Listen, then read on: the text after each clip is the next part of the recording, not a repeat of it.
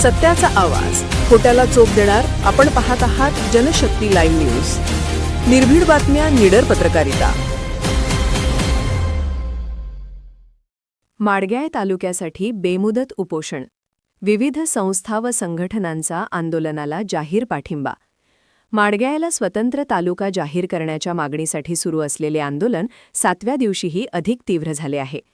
जत तालुक्याचं विभाजन करून स्वतंत्र माडग्याळ तालुका निर्माण करावा या मागणीसाठी ग्रामसचिवालय परिसरात सर्वपक्षीय नेते व ग्रामस्थांचे चक्री उपोषण सुरू असून शासनाकडून कोणतीही ठोस दखल न घेतल्याने मंगळवारपासून बेमुदत उपोषण सुरू करण्यात आले आहे.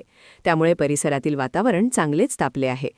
या आंदोलनाला विविध संस्था, संघटना तसेच ग्रामपंचायतींकडून वाढता पाठिंबा मिळत आहे.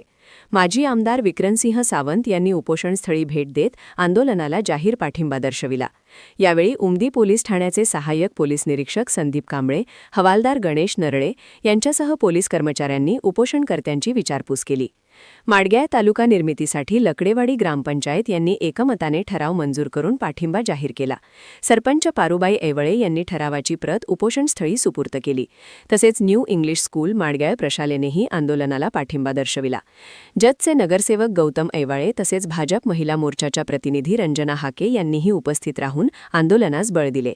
याशिवाय माजी जिल्हा परिषद सदस्य कृष्णदेव गायकवाड, शंकर सावंत, जिल्हा परिषद सदस्य महादेव पाटील, माजी पंचायत समिती सदस्य बाबासाहेब कोडग तसेच माजी जिल्हा परिषद सदस्य अप्पाराया बिराजदार यांनी उपोषणस्थळी उपस्थिती दर्शवून पाठिंबा दिला. वसपेट येथील ग्रामस्थांनी पायी दिंडी काढत उपोषणस्थळी हजेरी लावली. यावेळी वसपेटच्या सरपंच पूनम तुराई उपस्थित होत्या. वातावरण तापले. शासनाकडून अद्याप कोणताही सकारात्मक प्रतिसाद न मिळाल्याने बेमुदत उपोषण सुरू ठेवण्यात आले आहे. सध्या लिंबाजी माळी, कामांना बंडगर, निंगाप्पा कोरे, नागेश ऐवळे, प्रकाश माळी व तुकाराम कोरे हे उपोषणास बसले आहेत. यावेळी माजी आमदार विक्रमसिंह सावंत म्हणाले, मी आमदार असताना प्रत्येक वेळी विधानसभेत तालुका त्रिभाजनाची मागणी मांडली होती. माडग्याळ हे मध्यवर्ती ठिकाण असून येथे मोठा बाजार, सरकारी जमीन तसेच शैक्षणिक सुविधा उपलब्ध आहेत.